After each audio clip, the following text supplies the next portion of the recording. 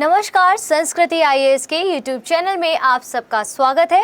और आज के अपने इस सेशन में हम target prelims based on newspaper में चर्चा किए गए मुद्दों पर आधारित 5 प्रश्नों को वापस से डिस्कस करने वाले हैं।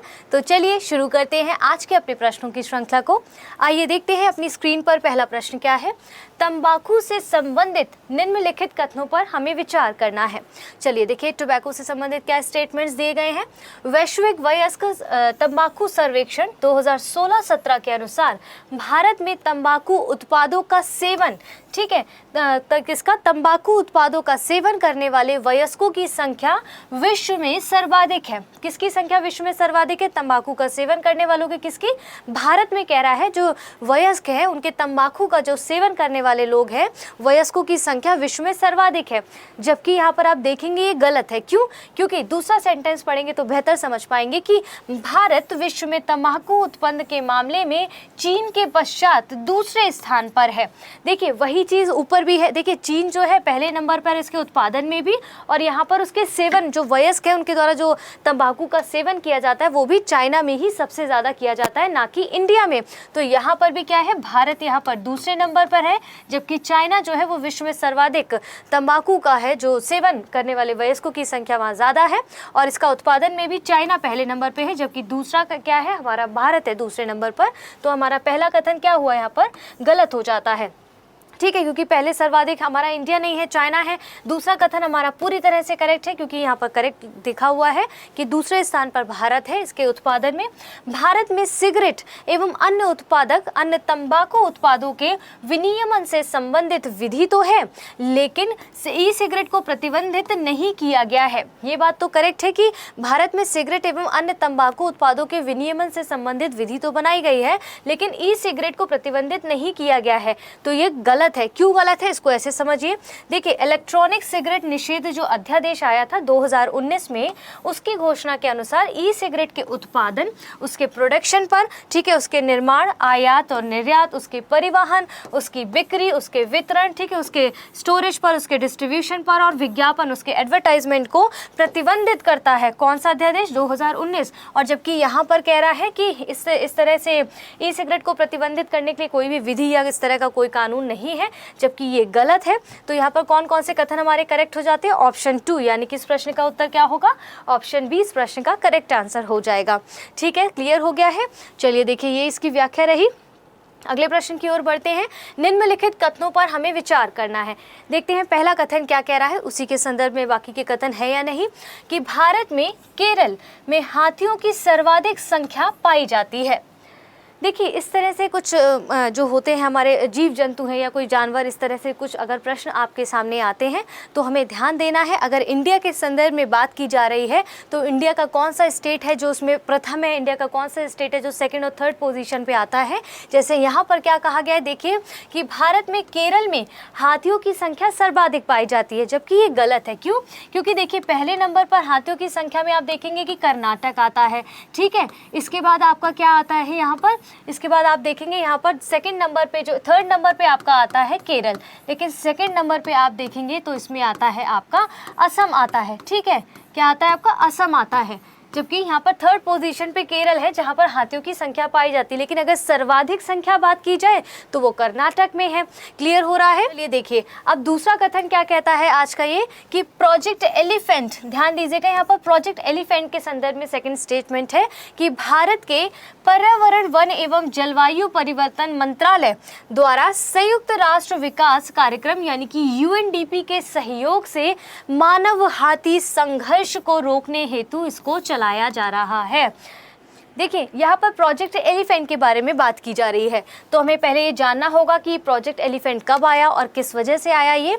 तो आप देखेंगे कि ये जो प्रोजेक्ट था वो फरवरी 1992 में हाथियों के आवास तथा उनके गलियारों की सुरक्षा के लिए इसको लॉन्च किया गया था। किसको?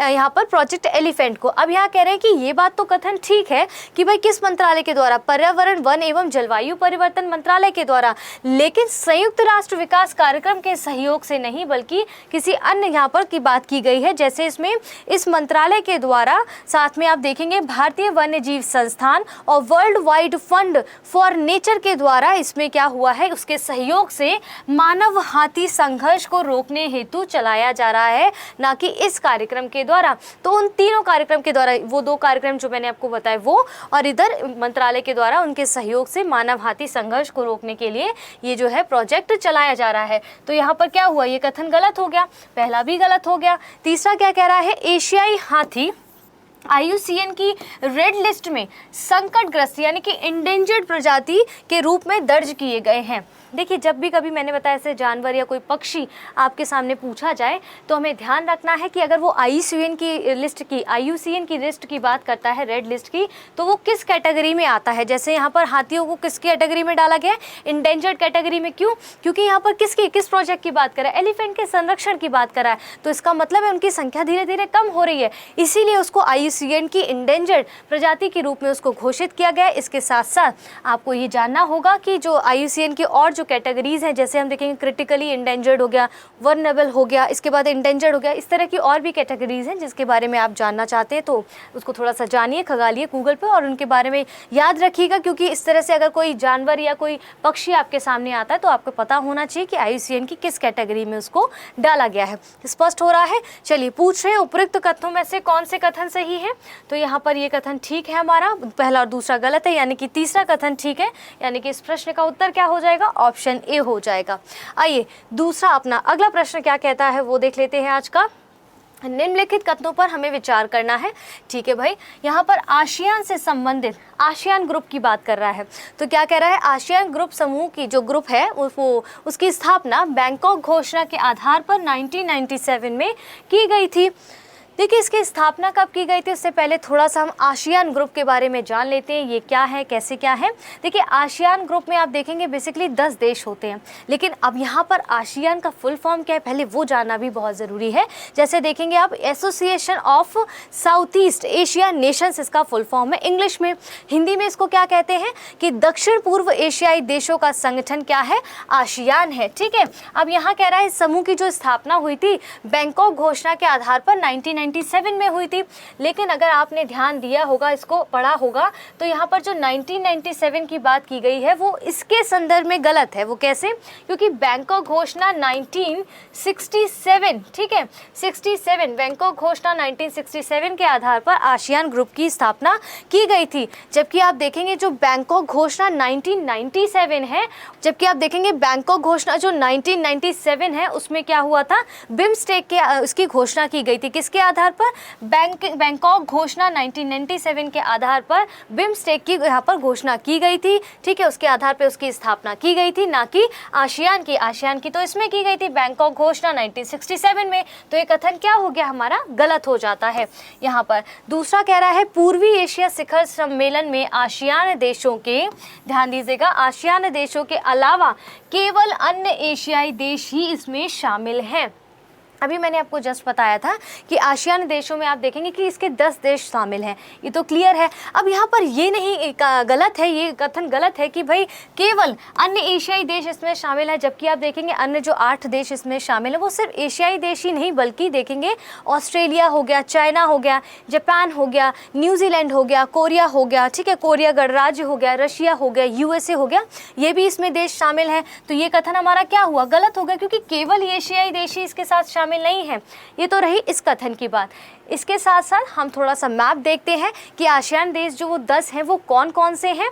और आपसे कई बार मैंने जैसे कल भी एक प्रश्न में पूछा था कि उसके संस्थापक देश कौन से हैं। तो जब इस तरह के ग्रुप्स आपके सामने आए तो आपको ध्यान रखना है, ये चीज़ को भी पढ़ना है कि जो ग्रुप दिया गया है उसके संस्थापक देश कौन कौन से हैं। पहले यहाँ पर हम क्या करेंगे, आसियान के 10 देशों को देखेंगे, इसके बाद उनके संस्थापक देशों को देखेंगे। जैसे यहाँ पर क्या दिया गया, आसियान ग्रुप्स को दिया गया है लाओस हो गया, म्यांमार हो गया, थाईलैंड हो गया, सिंगापुर हो गया, इंडोनेशिया हो गया, Malaysia, Cambodia, Vietnam, Philippines and Brunei. ठीक है, तो ये क्या है, आपके 10 देश हैं एशिया ग्रुप के। जो इसमें किसकी बात करा था, दक्षिण पूर्व एशियाई देशों की बात करा है ना। तो ये हो गया आपके 10 देश। अब देखना है कि जो आसियान के जो देश हैं वो संस्थापक सदस्य उसमें कौन कौन थे उस वक्त। सारे तो नहीं होंगे, या तो सारे होंगे या कुछ होंगे, तो वो कौन कौन से देख लीजिए। जैसे इसमें आप देखेंगे थाईलैंड इसका संस्थापक सदस्य था, सिंगापुर था इसका, इंडोनेशिया संस्थापक सदस्य था, मलेशिया था, वहीं एक फिलीपींस भी था। तो टोटल कितने, 5 इसके संस्थापक सदस्य थे। किसके यहाँ पर बात की जा रही है, इसके एशियन ग्रुप्स के जो संस्थापक सदस्य हैं वो ये Thailand, Singapore, Malaysia, Indonesia and Philippines थे। क्लियर हो गया है। वापस अपने प्रश्न की ओर चलते हैं। तीसरा कथन कह रहा है कि भारत का आसियान के साथ मुक्त व्यापार समझौता है, मतलब फ्री ट्रेड है यहाँ पर, लेकिन यह क्षेत्रीय व्यापक आर्थिक भागीदारी यानी कि RCEP का सदस्य नहीं है। ध्यान दीजिए यहाँ पर क्या कहने का मतलब है कि जो भारत है ना वो आसियान का, किसका, आसियान का मुक्त व्यापार जो समझौता है उसका तो भागीदार है, यहाँ पर उसके साथ तो भागीदारी है, लेकिन जो RCEP है वो भारत की इसमें सदस्यता नहीं है, बल्कि अन्य देशों की, जो आसियान है उनके सभी देशों की RCEP में जो है वो सदस्य हैं, लेकिन भारत इसमें अब नहीं है। 2020 के बाद इससे बाहर हो गया है, RCEP की सदस्यता अब उसके पास नहीं है। ठीक है, तो ये कथन क्या हो गया, बिल्कुल करेक्ट कह रहा है। क्या पूछ रहे हैं, उपरोक्त कथनों में से कौन से कथन सही नहीं है? तो यहाँ पर पहला और दूसरा कथन सही नहीं, यानी कि इस प्रश्न का उत्तर क्या हो जाएगा, ऑप्शन ए हो जाएगा। केवल 1 और 2 यहाँ पर गलत है, जबकि तीसरा यहाँ पर बिल्कुल ठीक है। यही चीज़ देखिए यहाँ पर दी गई है कि भारतीय क्षेत्र व्यापक आर्थिक भागीदारी जो RCEP वार्ता से वर्ष 2020 में भारत इससे बाहर हो गया है। क्लियर है। बाकी की चीज़ें आप चाहें तो इसका स्क्रीनशॉट ले सकते हैं। अगले प्रश्न की ओर बढ़ते हैं कि वेस्ट नील वायरस जो है के संदर्भ में निम्नलिखित कथनों पर हमें विचार करना है। चलिए देखिए क्या कह रहा है। पहला कथन इसके संदर्भ में, यह एक फ्लेवी वायरस है जो जापानी इंसेफ्लाइटिस और पीले बुखार का, किसका, पीले बुखार का कारण बनता है। देखिए ये जो वेस्ट नील वायरस है वो बेसिकली आप देखेंगे कि मच्छरों के काटने से संक्रामक रोग फैलता है, और यहाँ पर किसकी कारण कह रहा है, फ्लेवी वायरस है जो जापानी इंसेफ्लाइटिस और पीले बुखार का क्या है, यहाँ पर कारण बनता है। ये कथन इसके संदर्भ में पूरी तरह से करेक्ट हो जाता है। इसका संचरण मच्छरों की, किसकी वजह से फैलता है, मच्छरों के काटने से फैलता है। मच्छरों की क्यूलेक्स प्रजाति द्वारा मनुष्य, जानवरों और पक्षियों में होता है। ये पूरी तरह से करेक्ट है। ये भी कथन हमारा करेक्ट है, क्योंकि देखिए यही चीज़ ऊपर बोली गई है और मच्छरों की यहाँ पर बात की कि उसके द्वारा ही फैलता है। तो क्यूलेक्स प्रजाति द्वारा मच्छरों की मनुष्यों, जानवरों और पक्षियों में होता है, करेक्ट हो गया है। ये रोग पूर्णतः स्पर्शोन्मुख है। यहाँ पर देखिए ये स्पर्शोन्मुख नहीं है, ये जो वायरस है वो स्पर्शोन्मुख की वजह से नहीं फैलता है। ये जो रोग है वो यहाँ पर कथन गलत हो जाता है। वो किस वजह से फैलता है उसको हम ज़रा यहाँ पर व्याख्या में नज़र डाल लेते हैं कि यह संक्रमित मनुष्यों या जानवरों के संपर्क से नहीं फैलता है। ध्यान दीजिएगा, उनके संपर्क से नहीं फैलता है। और आज तक क्या हुआ है कि आकस्मिक संपर्क के माध्यम से WNV, किसकी बात कर रहा है, WNV समझ गए ना, वेस्ट नील वायरस की यहाँ पर बात की जा रही है कि किसी भी मानव से मानव संचरण का जो है वो दस्तावेजीकरण नहीं किया गया है। तो इस तरह का कोई मामला नहीं मिला है कि संपर्क से फैला हो। क्लियर हो गया है। चलिए यही पूछ रहे हैं कि कौन से कथन यहाँ पर सही है, तो पहला और दूसरा कथन ठीक है, यानी कि ऑप्शन ए इस प्रश्न का उत्तर हो जाएगा। बाकी के ऑप्शन यहाँ पर तीसरा गलत है, क्योंकि स्पर्श से नहीं फैलता है, जबकि किस कारण से फैलता है ये मैंने आपको बता दिया। स्क्रीनशॉट ले सकते हैं आप इसका। चलिए अंतिम प्रश्न की ओर बढ़ते हैं। अब हम क्या कहता है कि PM cares for children scheme, किसकी बात कर रहा है, PM cares for children scheme. यहाँ पर देखिए, ठीक है, इसका मतलब कुछ किसी चिल्ड्रंस को लेकर एक स्कीम लाई गई है। यहाँ पर स्टेटमेंट दिया गया कि भाई इसकी शुरुआत इस टाइम पे की गई, ठीक है, इसमें क्या क्या प्रोविजंस दिए गए हैं, क्योंकि स्कीम शुरू की गई है तो कुछ लाभ के देने के लिए शुरू की गई होगी, कोई बेसिकली इसका उद्देश्य होगा। लेकिन सबसे पहले हमें समझना होगा कि PM cares fund children scheme है क्या।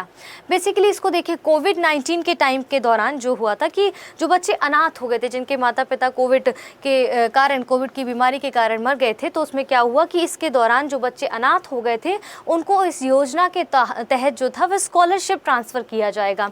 तो इसीलिए इस स्कीम को लाया गया। तो ये कब शुरू हुई थी योजना, 2021 में शुरू हुई थी। ये पूरी तरह करेक्ट है।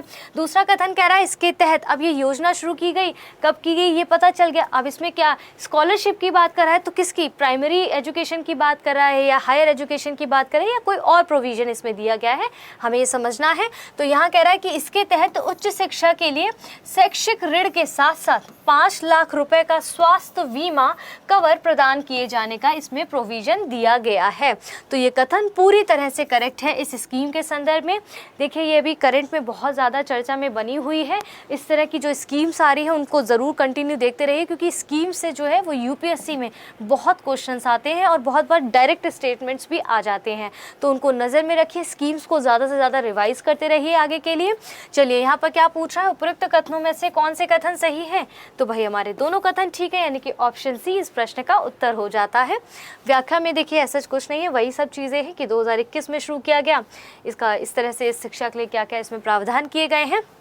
चलिए इसी के साथ आज की इस वीडियो को हम यहाँ पर समाप्त करते हैं।